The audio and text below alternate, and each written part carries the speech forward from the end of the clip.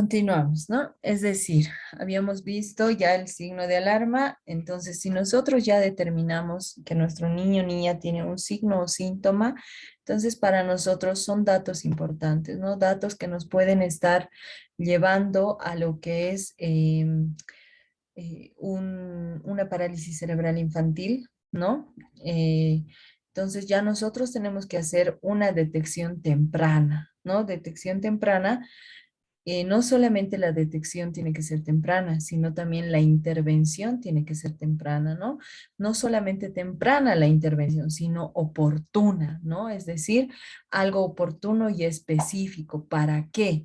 Para que nosotros podamos darle em, la mejor atención a nuestro niño y así evitar daños, ¿no? Más graves a futuro, ¿no? Bueno, dentro de lo que es ya el área neurológica pediátrica, algo que nosotros siempre vamos a tratar es la insuficiencia motora de origen cerebral, ¿no? O más conocida como IMOC, ¿no? O también la enfermedad motriz de origen cerebral, el famoso EMOC, o la parálisis cerebral infantil, ¿no? Son términos con los que se conoce a esta patología, ¿no? Generalmente nosotros hemos hablado de la PC como parálisis cerebral infantil, pero hay literaturas que se van a ir o van a basarse más que todo en el daño a nivel estructural, ¿no? Porque siempre va a ser una insuficiencia motora que su origen va a ser a nivel cerebral, ¿no? Entonces, por eso el tema de los nombres, ¿ya?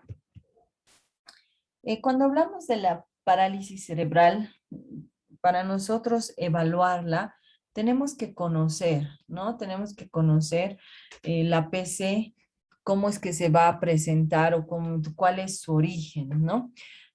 Eh, William Liddell decía que la PC es aquella en la cual se va a presentar o vamos a tener como característica a un niño a un niño espástico, ¿no? Que va a realizar diferentes muecas, ¿no? Además de presentar salivación excesiva. En este caso, si hablamos de salivación excesiva, diremos que va a presentar cialorrea, ¿no? Y con una marcha en tijera, ¿no? John Liddell ha sido el primero que ha descrito a la PC, ¿no? Y había dicho, la parálisis cerebral infantil es aquella enfermedad que se presenta en niños y estos niños son espásticos, ¿no? Y realizan diferentes caras, además de que babean, así lo ha hecho, ¿no? Babean de forma excesiva y caminan, ¿no? Como si tuviesen un patrón en tijera. Pero nosotros, ¿cómo tendríamos que llamarlo? ¿No? Es un niño espástico, ¿no? Para ese tiempo, que va a tener cierto tipo de tics, ¿no? Va a tener cialorrea, además de que la hipertonía lo va a llevar a qué? A realizar un patrón de marcha en tijera, ¿no? Eso sería, ¿no? Pero Lidl, así tal cual les muestro, ha clasificado la PC, ¿no? Diver también ha clasificado ya, a medida que han pasado los años, Diver también clasifica la PC, ¿no? Y dice, es una deficiencia neuromuscular, ¿no? Que está causada por lesiones en centros motores a nivel del cerebro, ¿no?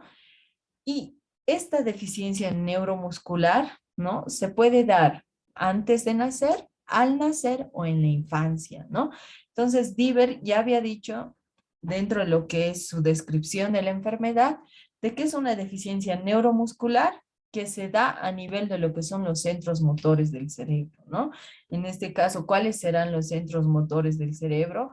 Será el lóbulo frontal, tendrá que ver con lo que es el cerebelo, y todo lo que es la estructura a nivel nervioso. Vamos a decir que todo lo que tenga que ver con el sistema nervioso, ¿no? Pero que se puede dar antes de nacer, al momento del nacimiento o en la infancia, ¿no? Es decir, que acá Diver ya intenta mencionar lo que es los factores prenatales los natales al momento del parto y los postnatales, ¿ya? Natales o perinatales, ¿no? Luego Bax, en un tiempo más lejano, nos dice que la PC se va a definir como un trastorno del movimiento, ¿no?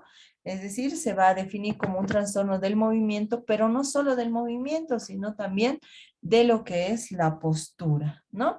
Debido a un defecto o lesión de un cerebro inmaduro, ¿no? Entonces, acá Bax ya se adentra al área más neurológica y dice que se va a deber la PC a lo que es un defecto en un cerebro inmaduro, es decir, que se da en un cerebro que no ha desarrollado bien, ¿no?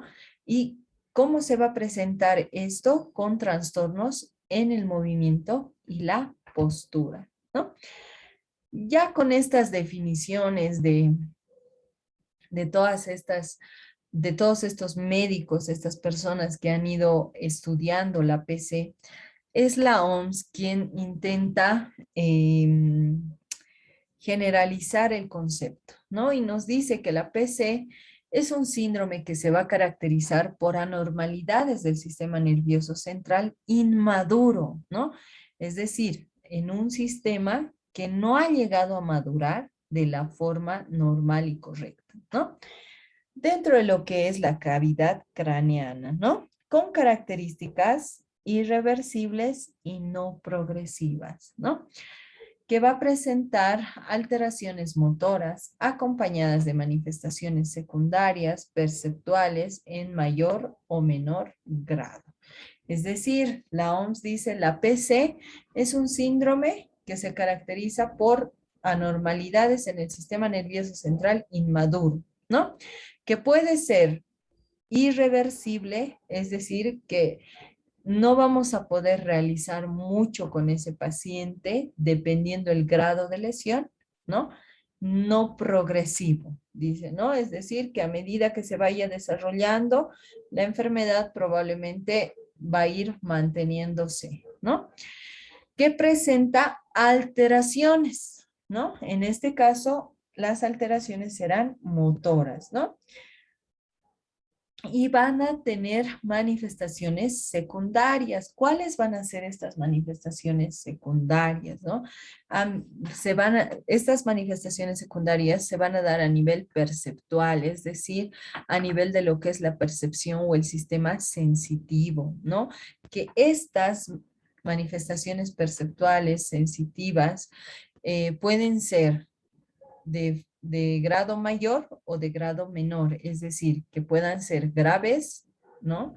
O moderadas o leves. Todo va a depender del grado o nivel de lesión de ese sistema nervioso central, ¿no?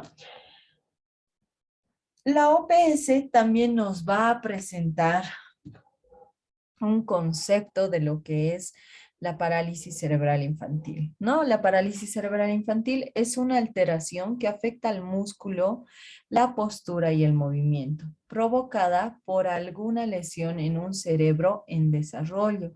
Esto es algo que nosotros debemos grabarnos, ¿no? ¿Por qué mencionamos tanto cerebro inmaduro, cerebro en desarrollo? ¿Por qué? Porque la PC generalmente se va a presentar en aquellos niños, ¿no? O en aquellos pacientitos en los cuales, ¿no? Se ha dado algún tipo de accidente, lesión, agresión dentro de lo que es el preparto, ¿no? O dentro de lo que es el tiempo de gestación. Ahí tenemos a niños que van a tener un cerebro en desarrollo. O también en el parto, ¿no? O en lo perinatal, que cuando están naciendo pueden sufrir alguna caída, una circular de cordón, falta de oxigenación, etcétera, etcétera. Ahí también ese cerebro está en desarrollo. O después del parto, ya también se puede presentar una PC, pero ya puede ser debido a una causa específica, ¿no? Por ejemplo, una fiebre, ¿no? Una fiebre alta, ¿no? La cual ha sido derivada de una infección, lo cual puede causarle a ese niño o niña una meningitis y por eso se da una parálisis cerebral, ¿no?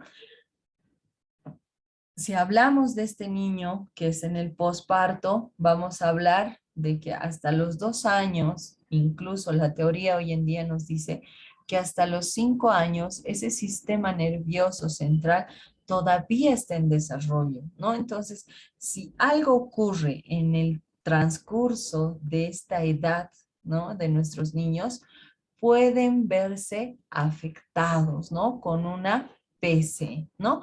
Pero ya les digo, después de lo que es, o en el posparto, ya eh, ahí se puede presentar por alguna patología X, ¿no? Una patología X que le ha causado un daño a nivel cerebral, una caída, etcétera, etcétera, ¿no? Pero el desarrollo de su cerebro todavía estaba en proceso, ¿no? No se trata de una única enfermedad, sino de un grupo de condiciones que provocan un mal funcionamiento de las vías motoras, en este caso, áreas del cerebro encargadas del movimiento, ¿no? En un cerebro en desarrollo y que son permanentes y no progresivas, ¿no? Y bueno, la OPS también nos ha dado una definición, pero ¿por qué yo doy tanta vuelta, no? Y no hemos ido directamente a esta definición. Esta es la definición más actual según la evaluación neurológica pediátrica, ¿no? Em, Cuando nosotros valoramos a un niño con patología neurológica, es con este concepto con el cual nosotros debemos guiarlos, ¿ya? Les he mostrado todos los conceptos de cómo ha ido evolucionando el conocimiento en relación a lo que es la evaluación y la determinación de la patología. Hoy en día, nosotros valoramos y realizamos la atención de acuerdo a este concepto, ¿ya? La parálisis cerebral infantil es un grupo de alteraciones permanentes del movimiento y la postura.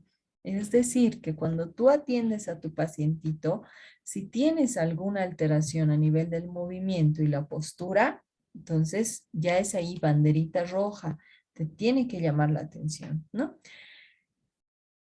Estas alteraciones de movimiento y postura limitan la actividad, ¿no? Debido a trastornos no progresivos ocurridos durante el desarrollo cerebral. Es decir, que esas alteraciones en el movimiento y la postura se deben ¿a qué? A trastornos que se han dado durante el desarrollo cerebral del feto, ¿no? O del niño pequeño, ¿no? Los trastornos motores, ¿no? Se van a acompañar frecuentemente de alteraciones sensoriales, perceptivas, ¿no?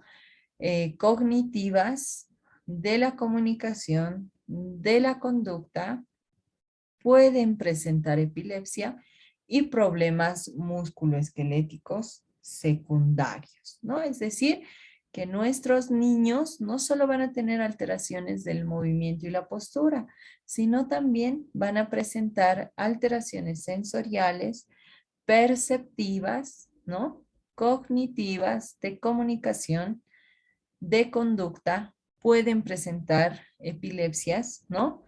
Y problemas musculoesqueléticos secundarios, deformidades, ¿no?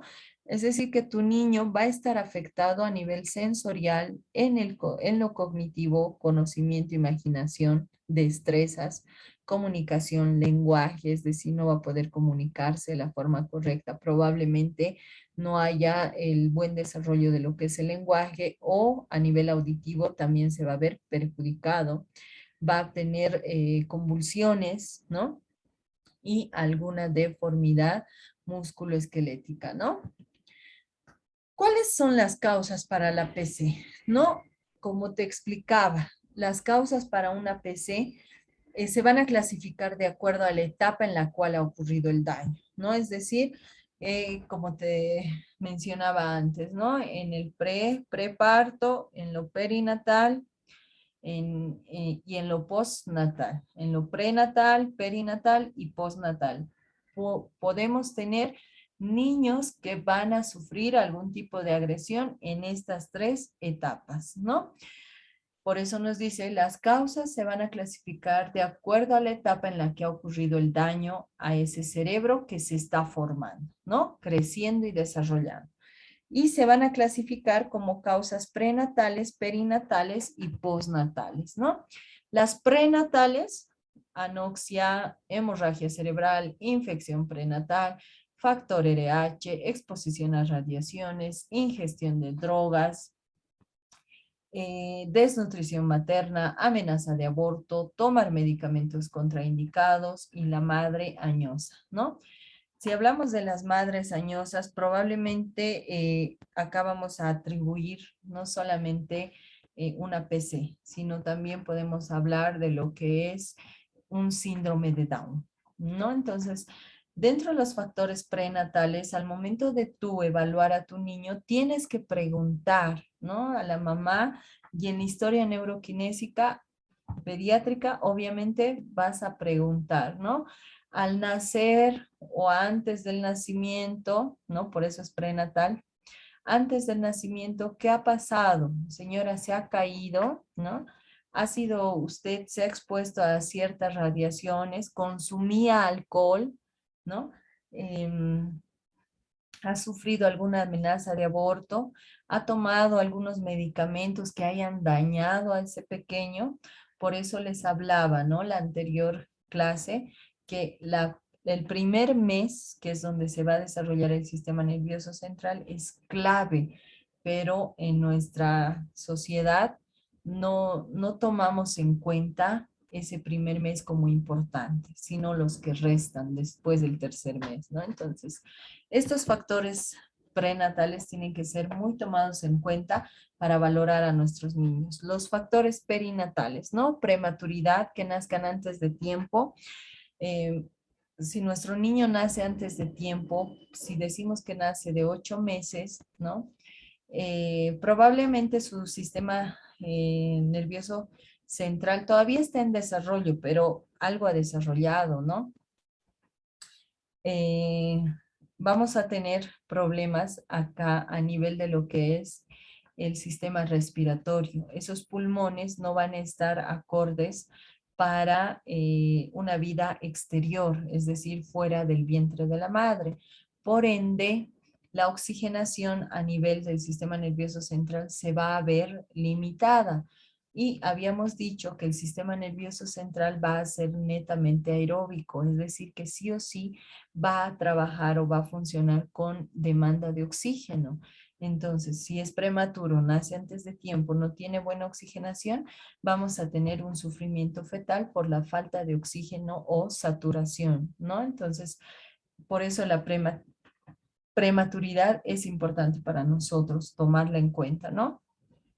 El bajo peso al nacer, la hipoxia perinatal, el trauma físico directo durante el parto, el mal uso y aplicación de instrumentos, en este caso los forceps. Hoy en día ya no se utilizan los forceps. Antes, antiguamente, sí se utilizaban los forceps para sacar la cabecita de los niños, ¿no? En el momento del parto, para hacer más fácil el parto, pero se han visto muchos problemas de que el médico no calculaba la fuerza, ¿no? de sujeción del forceps y muchas veces se apretaba el cráneo de los bebés, ¿no? Entonces, es por eso que hoy en día ya no se utilizan los forceps, ¿no? La placenta previa o el desprendimiento de la misma, el parto prolongado o un parto difícil, la presentación pelviana o retención de la cabeza de nuestro niño. Para que nuestro niño pueda nacer de forma normal en un parto natural, tiene que tener la cabecita bien acomodada, ¿no? Es decir, que tiene que estar